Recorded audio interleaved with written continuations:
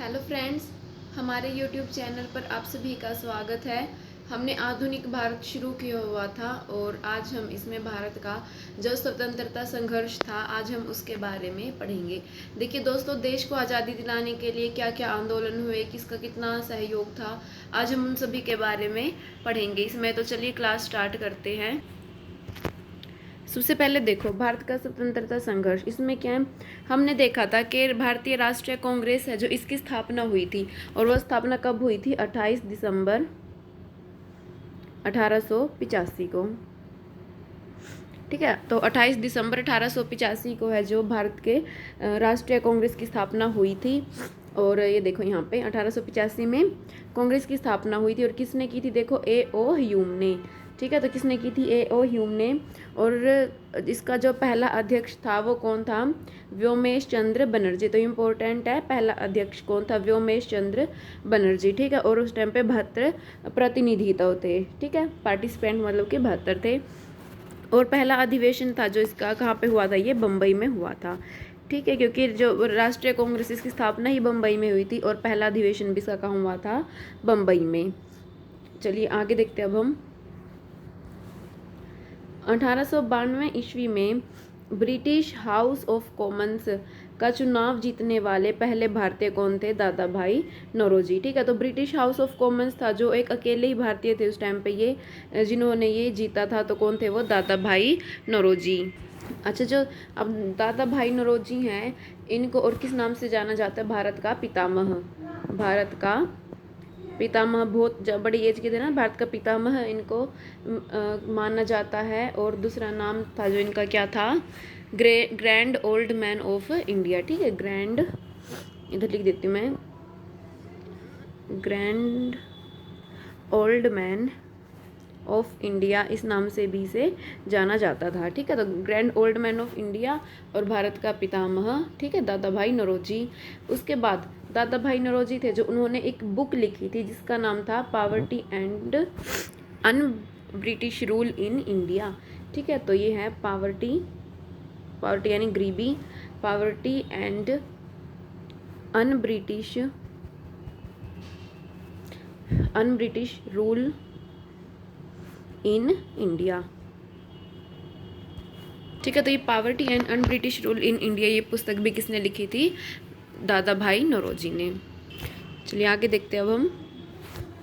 बदरुद्दीन तैयब जी 1887 ईस्वी में हुए कांग्रेस के तीसरे अधिवेशन में प्रथम मुस्लिम अध्यक्ष बने। तो ये इम्पोर्टेंट है, पूछ सकते हैं कि कांग्रेस का कौन सा अधिवेशन था जब कि पहले मुस्लिम अध्यक्ष चुने गए थे, तो कौन सा था, ये तीसरा अधिवेशन, कांग्रेस का तीसरा अधिवेशन था, कब हुआ था, 1887 में। ऐसे भी पूछ सकते हैं या फिर ऐसे पूछ सकते हैं कि जो भारतीय राष्ट्रीय कांग्रेस थी इसका पहला मुस्लिम अध्यक्ष कौन था, तो पहला मुस्लिम अध्यक्ष कौन था इसका, बदरुद्दीन तैयब जी। ठीक है, तो इसी क्वेश्चन को घुमा फिरा के कैसे पूछ सकते हैं, पहला मुस्लिम अध्यक्ष बदरुद्दीन तैयब जी था और तीसरे अधिवेशन में ये बने थे।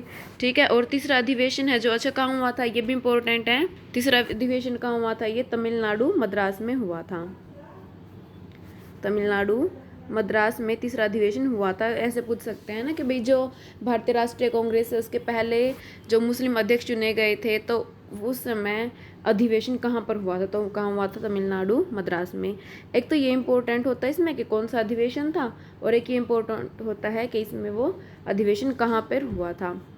तो आगे देखिए अब, जॉर्ज यूल 1888 ईस्वी में हुए कांग्रेस के चौथे अधिवेशन के प्रथम अंग्रेज अध्यक्ष बने। ठीक है, तो क्वेश्चन आ सकता है कि भारतीय राष्ट्रीय कांग्रेस का पहला, तो पहले अंग्रेज अध्यक्ष कौन थे, जॉर्ज यूल। कौन से अधिवेशन में बने थे, चौथे अधिवेशन में। ये पूछ सकते हैं कि चौथा अधिवेशन कहाँ हुआ था, तो कहाँ हुआ था, ये इलाहाबाद में हुआ था। ठीक है, चौथा अधिवेशन कहाँ हुआ था, इलाहाबाद में ये हुआ था। उसके बाद देखो अब, कलकत्ता में हुए कांग्रेस के 12वें अधिवेशन 1896 में हुआ था जो कि रहीमतुल्लाह सयानी की अध्यक्षता में पहली बार वंदे मातरम गाया गया। ठीक है, तो ये पूछ सकते हैं कि पहली बार वंदे मातरम कब गाया गया था। तो कब गाया गया था, ये 12वां अधिवेशन हुआ था 1896 में। ठीक है, उसमें गाया गया था। कहाँ पर हुआ था अधिवेशन, कलकत्ता में हुआ था। ये पूछ सकते हैं कि उसमें कांग्रेस का अध्यक्ष कौन था, तो कौन अध्यक्ष था, रहमतुल्लाह सयानी। ठीक है, तो एक वंदे मातरम का और एक कई बार राष्ट्रगान का भी पूछ लेते, तो ये इंपॉर्टेंट है। तो वंदे मातरम का मैंने अभी बता दिया, इसको याद रखना आप। अच्छा, एक टाइम पर फिर बंगाल का जो राष्ट्रीय गान था वो बनाया गया था वंदे मातरम को। अच्छा, कमेंट करके बताइएगा कि वंदे मातरम किसने लिखा था। देखिए अब आगे, 16 अक्टूबर 1905 ईस्वी को लॉर्ड कर्जन ने बंगाल विभाजन या बंग भंग भी बोलते हैं इसको, कर दिया था। ठीक है, तो पूछ सकते हैं कि बंगाल विभाजन है जो कब हुआ था, तो ये कब हुआ था, ये 16 अक्टूबर 1905 को। और किसने किया था, लॉर्ड कर्जन ने। ठीक है, तो आज्ञा तो कब मिली थी, लेकिन इसके लिए 20 जुलाई 1905 को आज्ञा मिल गई थी, लेकिन विभाजन कब किया गया था, अक्टूबर में। ठीक है, तो बंगाल विभाजन हुआ तो इसके विरोध में 7 अगस्त 1905 ईस्वी में कलकत्ता में स्वदेशी आंदोलन यानी बंग भंग विरोधी, ये तो बंग भंग था, बंगाल विभाजन के उसको तो बंग भंग बोला गया, और उसके विरोध में तो ये बंग भंग विरोधी आंदोलन शुरू हुआ। ठीक है, तो देखो, बंगाल विभाजन के विरोध में स्वदेशी आंदोलन को शुरू किया गया। तो स्वदेशी आंदोलन यानी सिर्फ अपने देश की चीज़ें हम अपनाएंगे, विदेशी चीज़ों का बहिष्कार करेंगे। तो ये स्वदेशी आंदोलन था और ये इसके बंगाल विभाजन के विरोध में आया था। कई बार क्वेश्चन ऐसे पूछ लेते हैं कि बंगाल विभाजन के विरोध में कौन सा आंदोलन भारतीयों ने शुरू किया था, तो स्वदेशी आंदोलन को शुरू किया था। ठीक है, अब ये मत सोचना कि तो अक्टूबर में था, अक्टूबर में हुआ बंगाल विभाजन और स्वदेशी आंदोलन अगस्त में आ गया, नहीं, क्योंकि फैसला था ना, जो ये आज्ञा थी, ये आज्ञा जुलाई में ही दे दी गई थी, तो अगस्त में इन्होंने ये स्वदेशी आंदोलन शुरू कर दिया था। अच्छा, नेता कौन थे स्वदेशी आंदोलन के, सुरेंद्रनाथ बनर्जी और कृष्ण मित्र, ये इसके क्या थे, नेता थे। सुरेंद्रनाथ बनर्जी और कृष्ण मित्र इसके नेता थे। और उस टाइम पर कांग्रेस के अध्यक्ष पूछे कौन था, तो कौन था, गोखले। ठीक है, कांग्रेस के अध्यक्ष कौन थे उसमें पे, क्योंकि ये पूछ लेते हैं स्वदेशी आंदोलन के दौरान भारतीय राष्ट्रीय कांग्रेस के अध्यक्ष कौन थे, तो गोखले थे। उसके बाद 30 दिसंबर 1906 ईस्वी को आगा खां और सलीम उल्लाह खां ने ढाका में, बांग्लादेश ढाका मतलब, मुस्लिम लीग की स्थापना की। ठीक है, तो मुस्लिम लीग की स्थापना कब हुई थी, 1906 में, और किसने की थी, आगा खां और सलीम उल्लाह खां ने की थी। कहाँ पे की थी, ढाका के अंदर। फिर 1907 में देखो क्या होता है, रास बिहारी बोस की अध्यक्षता में हुए सूरत अधिवेशन। ठीक है, कहाँ था, सूरत अधिवेशन में कांग्रेस दो दलों में बट गई थी, तब नरम दल और एक गरम दल। ठीक है, तो ये पूछ सकते हैं कि कांग्रेस का विभाजन कब हुआ था, कांग्रेस का विभाजन कब हुआ, 1907 में, और अधिवेशन कहाँ पे हुआ था, वो सूरत में हुआ था। और उस टाइम पर अध्यक्ष कौन थे कांग्रेस के, तो रास बिहारी बोस इसके अध्यक्ष थे। ठीक है, तो कांग्रेस है जो दो भाग में बट गई थी, नरम दल और गरम दल। जो शांति से मतलब स्वतंत्रता चाहते थे वो नरम दल, और जो थोड़ा सा सख्ताई के साथ मतलब हिंसात्मक रूप से चाहते थे वो गरम दल हो गए थे। तो दो गुटों में बट गई थी। पूछ ले कहाँ पे हुई थी, तो सूरत में हुई थी ये। उसके बाद 1911 ईस्वी में सरकार ने बंगाल विभाजन समाप्त करने की घोषणा की। ठीक है, 1905 में तो बंगाल विभाजन किया गया था और 1911 में बंगाल विभाजन समाप्त करने की इन्होंने घोषणा कर दी थी। 1 नवंबर 1913 ईस्वी को लाला हरदयाल ने सोहन सिंह भाखना की अध्यक्षता में सैन फ्रांसिस्को, जो कि अमेरिका में है, इसमें गदर पार्टी की स्थापना की थी। ठीक है, तो पूछ सकते हैं गदर पार्टी की स्थापना किसने की, तो किसने की थी, ये लाला हरदयाल ने। ठीक है, और अध्यक्ष कौन बनाया था इसको, तो किसको बनाया था, सोहन सिंह भाखना को।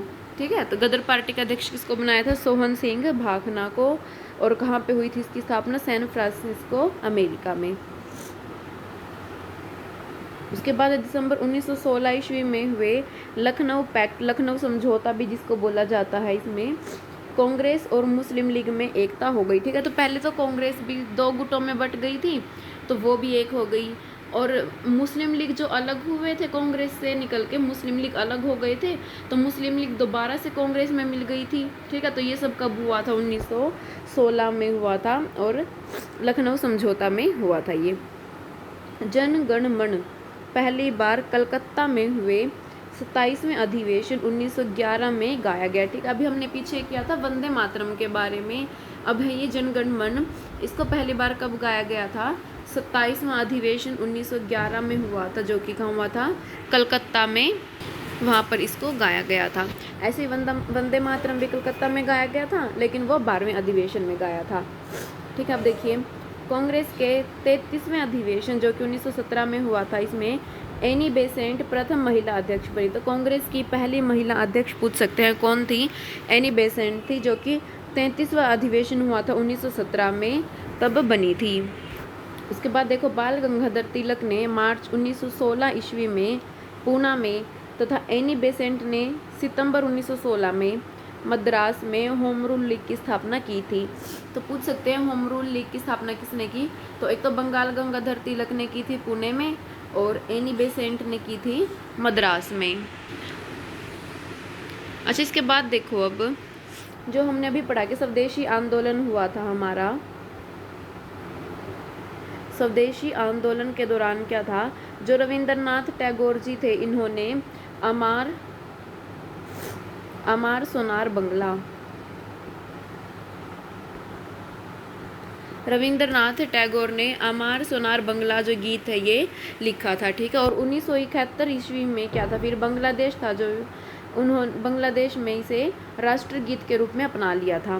ठीक है, बांग्लादेश ने इसे राष्ट्रगीत के रूप में अपना लिया था। तो अमार सोनार बंगला किसने लिखा था? रविंद्रनाथ टैगोर ने। कब लिखा था? स्वदेशी आंदोलन के दौरान।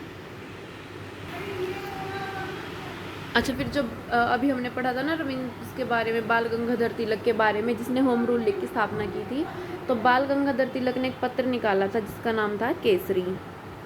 ठीक है, तो बाल गंगाधर तिलक ने एक पत्र निकाला था जिसका नाम था केसरी। एक क्वेश्चन और है जो कि क्या था?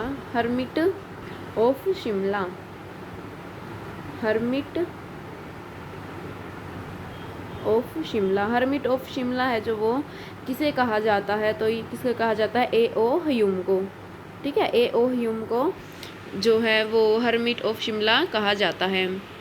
उसके बाद एक क्वेश्चन और है जो कि अभिनव भारत संगठन, अभिनव भारत संगठन, अभिनव भारत संगठन है जिसकी स्थापना किसने की थी?